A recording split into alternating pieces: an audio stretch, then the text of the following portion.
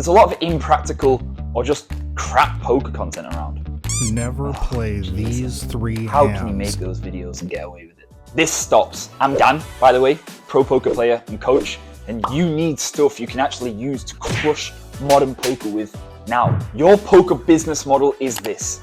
Find weak players, as weak as possible, and play against them as often as possible. And then take them to areas of poker that are most complex, where you get rewarded most for making better decisions than them in these complex areas of the game. If you optimize those two things, you will crush poker, but 99% of people are a million miles away from optimizing even one. And I know this because I regularly shark scope the population's profit graphs. You can't hide from not making money. Here's the problem. People know they need to find weak players, but they're not crushing them. And there are two main reasons why. Firstly, you're using your pre-flop ranges completely wrong. A lot of players know there are optimal pre-flop ranges out there to hit that will make them money, and they're right. And if you don't know this, you need to learn them before anything to compete at poker. And for anyone who doesn't have access to them, I've run a ton of computer sims, and I've made 200 plus pre-flop ranges at all stack depths, and you can have them completely for free. The link's in my bio. There's no rubbish here. We're not selling bullshit ranges like poker training companies. We're just trying to help make poker players get better. So go and have them if you ever need them. Save them, download them, use them, whatever. Now, if you're watching this video, you're one of two people. You're a fun player, knowing that you're not playing anything close to optimal ranges pre-flop, but you're learning and want to get better and actually make some decent money from playing. In which case, go and get those free ranges, download them, learn them, and then come back to this video. Or you're the second type of player, you're in and around break even, maybe even slightly winning, but you think you can crush poker more, a lot more.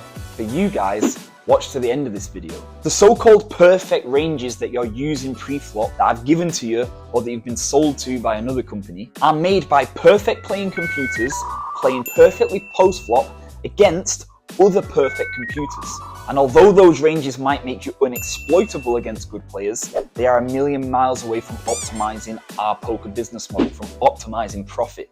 Essentially, you're applying perfect theoretical ranges to guys who you're looking for every day on the tables that don't have a clue. You want to find guys who don't have a clue how to play poker, and yet you're applying ranges that don't suit the fact that they don't have a clue.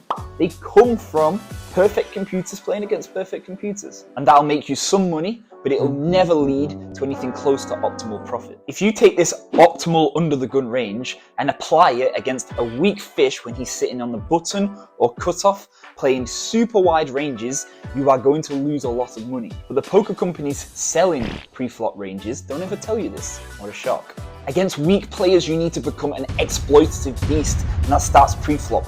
So when wide players are playing wide in position, post-flop, they are going to steal expected value off you and distribute it to them, and most importantly, to the big blind and small blind. That means your raise first sin should be tighter, and the computers would be tighter if it knew it was playing against such bad players.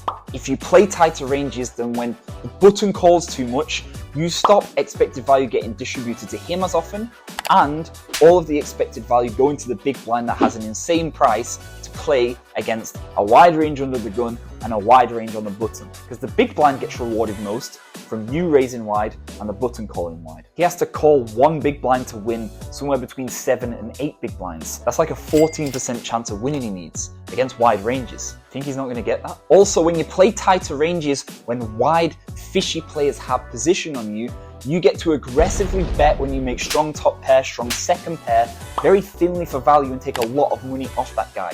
You also get to check raise a lot when you check and he overly float bets his wide range because he has to bet something, right? And generally it works against most players. So you get to sting him doubly with a massive check raise, mainly for value, including some bluffs. And that's how you wreck those wide players, not just blindly following ranges. From understanding opponent weaknesses, exploits, and where profit comes to you from the decisions that you make in poker.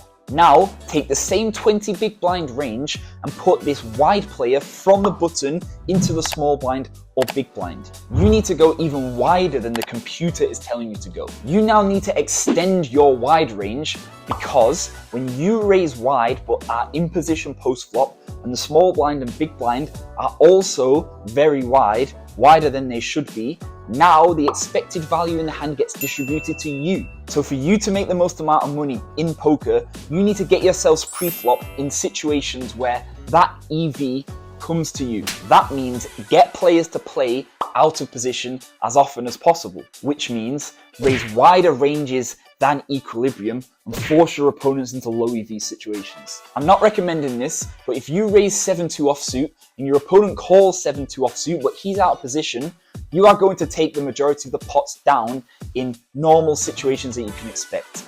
He's going to check post-flop, you're going to see a flop, and you're going to bet for a small size, 33%, 25%, and he's not going to be able to call that much because he's playing his whole range.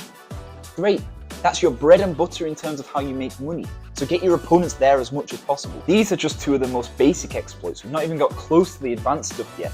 And there are so many ways to crush weak players. And the best part is, it doesn't matter what makes them weak. If you're suboptimal, if you're not a computer, you can be exploited. You just have to find the lines and areas that you profit from most against each different player, given whatever tendencies are in front of you. And once you're practicing that in every single pot, now you're understanding deep poker. And most importantly, now you're getting close to optimizing that poker business model because you're making the most out of the weak players that you're finding by countering their tendencies effectively, profitably. Now I'm going to finish this video with this. You cannot profit optimally from weak players if you're not objective with what makes them weak. A lot of players struggle with this. They tag players after bad beats, or even worse, they tag people too generally and just call them a fish. Great. How does that help anyone do something effective about this guy's weakness? To tag a player as just a fish is nowhere near enough for me or any other pro. And that's because fishy players are fishy for many different reasons. They can be too wide pre-flop, they can play too many hands, they can 3-bet too many hands, they can be too tight. And the way I optimize my counter against each of those different players is completely different. So as soon as I find a player's weakness that I'm nailed on about that he's going to repeat again, I give myself clear instructions of what things I want to do, whether it's raise first in wider, rejam more, 3-bet more, don't bluff. Do I want to overbet this guy? In what lines for value as bluffs? How do I make the most amount of money possible given his tendencies? And if you look to consistently do that, record data, experiment with that, there is no way you will not make money, especially if you get the perspective on what are the best lines from players who are really good at the game. Get good mentors, not this. Never play these three hands. God, don't even get me started on why that's bad. Seriously guys, I want you to crush as much as possible. Best of luck on the tables. I hope you have the best run goods of your life. If I could ask one favor, please subscribe so we can know what good stuff to produce and so we can actually build a community of real poker crushers. Mwah.